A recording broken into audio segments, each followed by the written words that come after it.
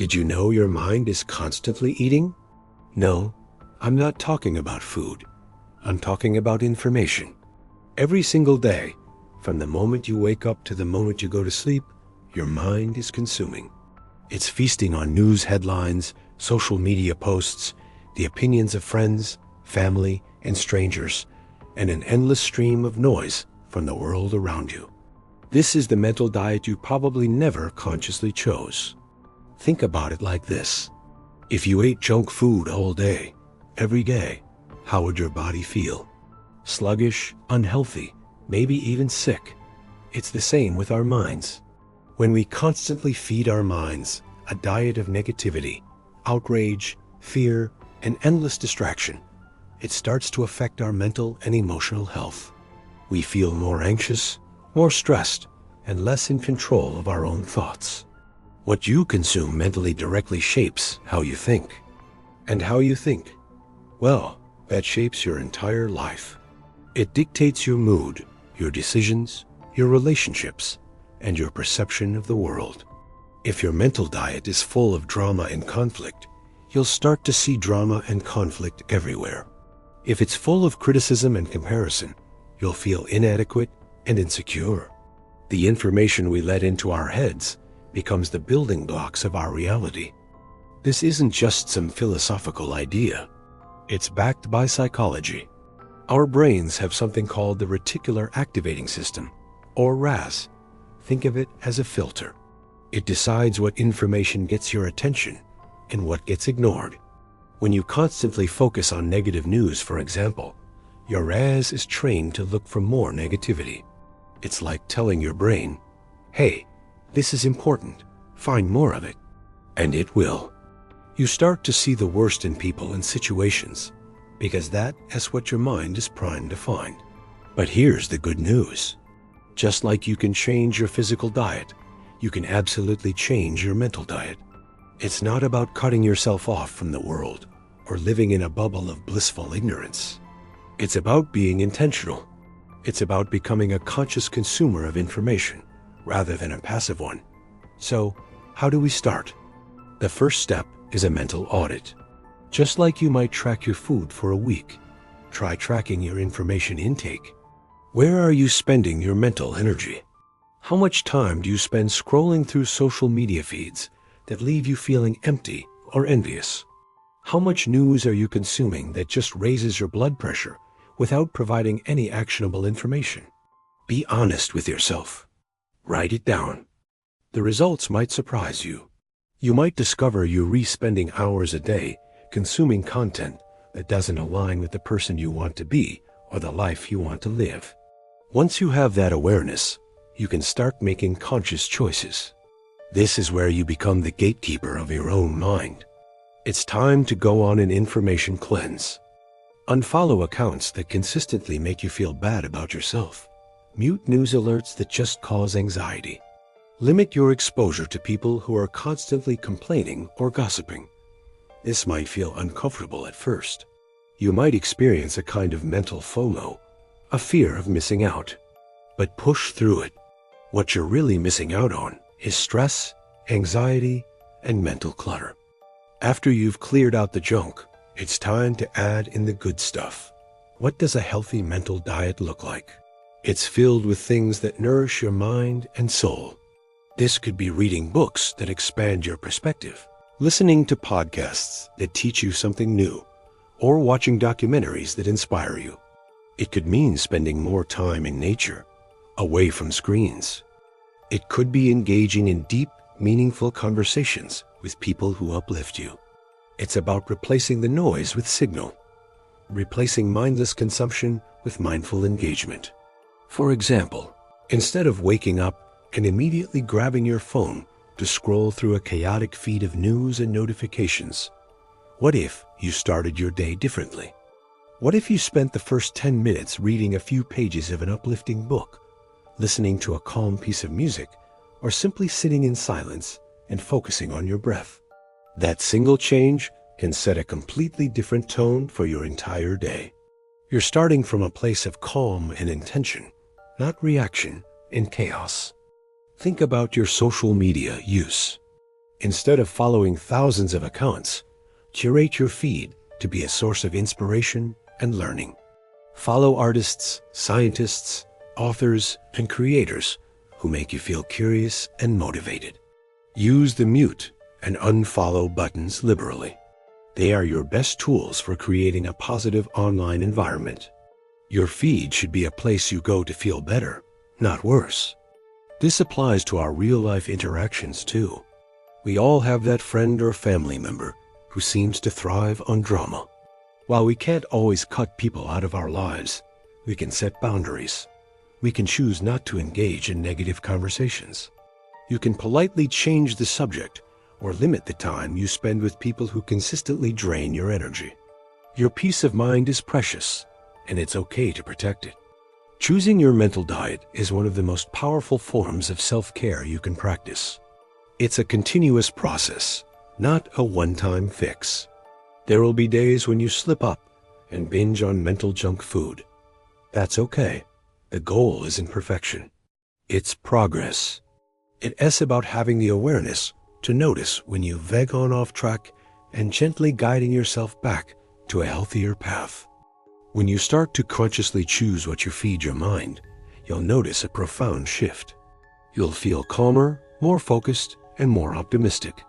You'll find you have more mental space for creativity, problem solving, and simply enjoying the present moment. You'll reclaim your attention, which is your most valuable resource. Your mind is a garden. You can let weeds of negativity and noise grow wild, or you can choose to cultivate flowers of positivity, knowledge, and peace.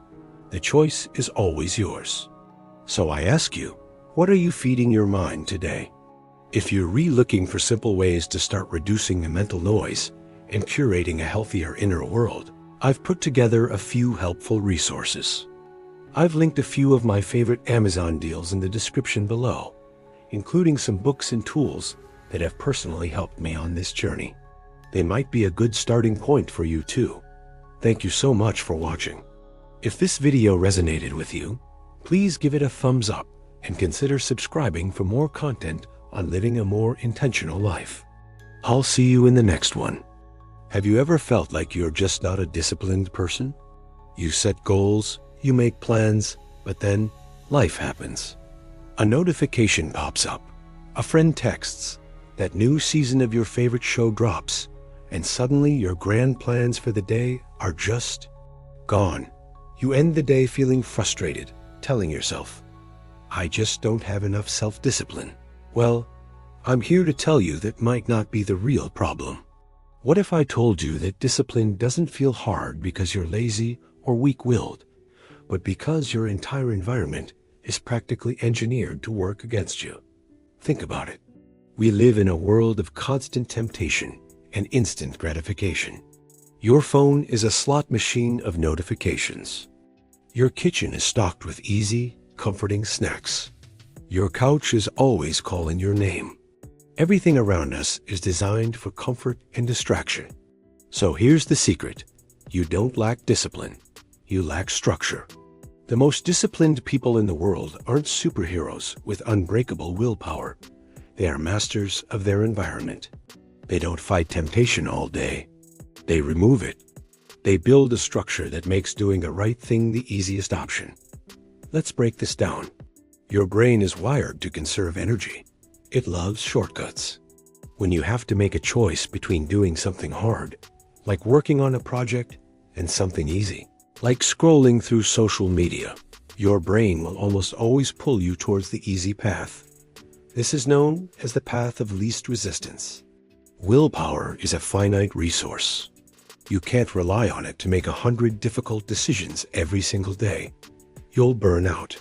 So instead of trying to be stronger than your temptations, let's get smarter. Let's build a structure. The first step is to identify your biggest distractions. For many of us, it's our phone.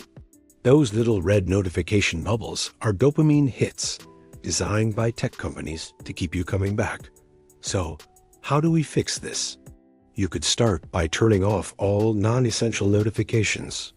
Do you really need to know instantly when someone likes your photo from 3 days ago? Probably not. Schedule specific times to check your email and social media, maybe once in the morning and once in the afternoon. Outside of those times, the phone is out of sight, out of mind. Put it in another room when you need to focus. This simple change removes the need to constantly fight the urge to check it. You've changed the structure. Next, let's talk about your physical space. If you want to eat healthier, don't fill your pantry with junk food. It sounds obvious, but how many of us buy snacks just in case and then wonder why we can resist them at 10 p.m.? If you have to put on your shoes, grab your keys, and drive to the store to get that bag of chips, you're much less likely to do it. You've made the unhealthy choice harder. Instead, keep healthy snacks like fruits, nuts, or yogurt front and center in your fridge. Make the good choice the easy choice. This applies to any goal. Want to exercise more? Lay out your workout clothes the night before. Put your running shoes right by the door. You're removing the friction, the little excuses that can derail your plans. Oh, I can't find my gym shorts. Ooh, where are my sneakers? By preparing in advance, you're creating a smooth path to your goal. The structure is doing the heavy lifting, not your willpower. Let's think about your work or study environment. Is your desk cluttered? Is the TV in the same room? A messy, distracting environment creates mental clutter. It pulls your focus in a dozen different directions. Design a dedicated workspace, even if it's just a small corner of a room. Keep it clean and organized. Have everything you need for your task within arm's reach, and everything you don't need out of sight. When you sit down at that space, your brain will learn, this is where we focus. You're building a powerful psychological trigger. Another crucial part of structure is time blocking. Instead of a vague to-do list, schedule specific tasks into your calendar. Don't just write work on report. Block out 9 a.m. to 11 a.m. Draft introduction for Q3 report. This creates commitment and a clear boundary. During that block, you do nothing else. When the time is up, you can take a scheduled break. This prevents that feeling of being endlessly on and helps you focus intensely for short periods. You see, discipline isn't about forcing yourself through misery. It's about designing a life where the things you want to do become the things you naturally do. It's about being the architect of your own environment. When your environment supports your goals, discipline follows almost automatically. You're no longer swimming against the current. You're letting the current carry you. So for the next week, I challenge you to stop blaming yourself for a lack of discipline. Instead, become an observer of your environment. What are the triggers that pull you off track? What are the sources of friction that make good habits hard? Then, make 1 or 2 small changes to your structure. Turn off notifications. Prepare your gym bag. Clean your desk. You'll start building momentum. Each small win will reinforce the new structure, making it even stronger. You'll realize you had the discipline all along. It was just buried under a mountain of distractions. To make building this structure even easier, there are some great tools out there that can help. From apps that block distracting websites to planners that help with time blocking, these can give you a real head start. I've put together a list of some of my favorites and linked them in the bio and description below for you to check out. They've made a huge difference for me, and I think they can for you too. Remember, fix the structure, and the discipline will follow. You've got this. Thanks so much for watching, and if you found this helpful, be sure to like and subscribe for more tips on building a better life. See you in the next one. Hey everyone, welcome back to the channel. Today, we re-diving deep into a topic that affects almost all of us in this fast-paced world, multitasking. We wear it like a badge of honor, right? Juggling emails during a meeting, listening to a podcast while writing a report, scrolling through social media while talking to a friend. It feels like we're being super productive, like we're masters of efficiency, squeezing every last drop out of our time. But what if I told you that this feeling of productivity is mostly an illusion? A myth that's actually slowing us down, making us less effective, and draining our mental batteries faster than we realize. Let's start by understanding what's really happening in our brains when we think we're multitasking. The common belief is that our brain can handle 2, 3, or even 4 complex tasks simultaneously, like a computer with multiple programs running at once. But decades of neuroscience research tell a very different story. Our brains, specifically the prefrontal cortex, which is responsible for executive functions like decision-making and focusing, are not wired for parallel processing. They are single-task processors. So, when you think you're doing 2 things at once, what you're actually doing is something called task switching or context switching. Your brain is rapidly toggling back and forth between the tasks. It's like a spotlight that can only illuminate one spot at a time. It can move quickly, creating the illusion that multiple spots are lit at once, but in reality, it's just one beam, darting from one place to another. Imagine you're writing an important email. Your focus is on crafting the right words, getting the tone just right. Suddenly, a notification pops up. It's a message from a coworker. You glance at it, read it, and formulate a quick reply. Then you switch back to the email. It might only take a few seconds, but in that brief moment your brain had to completely disengage from the email, load the context of the chat message process, it generate a response, and then reload the context of the original email. You have to ask yourself, okay, where was I? What was I trying to say? That moment of reorientation is the cost of the switch. This process isn't free. Every single switch, no matter how quick, comes with a cognitive cost. Researchers have a name for this, the switch cost.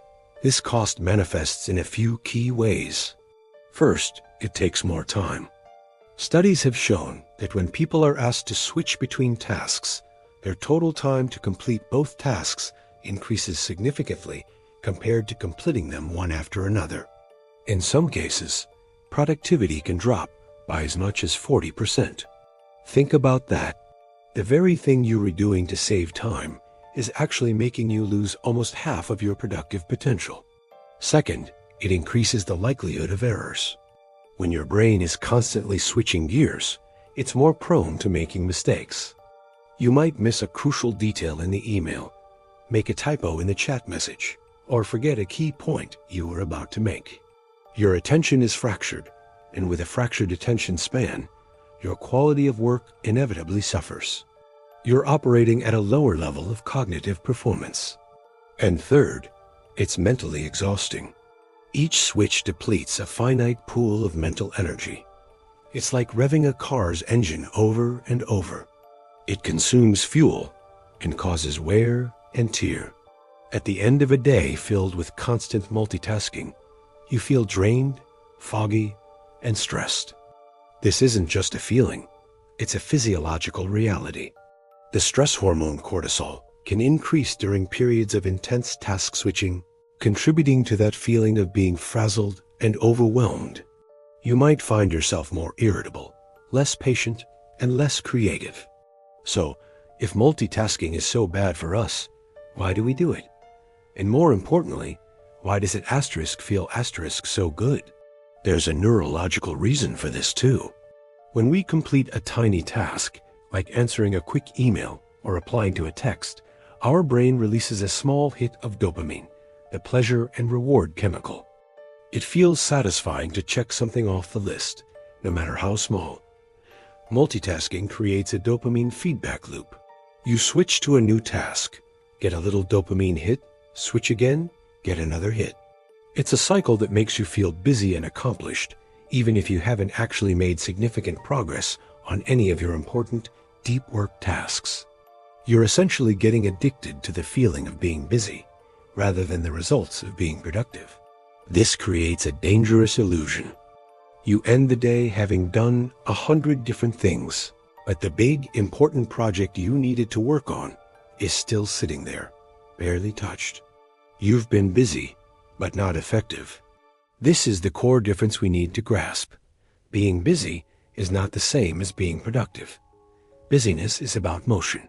Productivity is about forward movement on things that matter. So, what's the solution? The answer is beautifully simple, though not always easy to implement in our distraction-filled world. The real productivity hack, the secret to getting more done with less stress, is to embrace single tasking. It's the art of monotasking, of giving your full, undivided attention to one thing at a time. This means consciously creating an environment that allows you to focus. When it's time to do deep work, that cognitively demanding task that requires your full concentration, you need to eliminate the temptations to switch.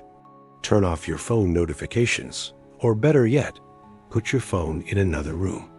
Close all the unnecessary tabs on your computer. Let your colleagues know that you're re-entering a focus block and shouldn't be disturbed for the next hour or so, unless it's an emergency. A great technique to practice, this is the Pomodoro technique.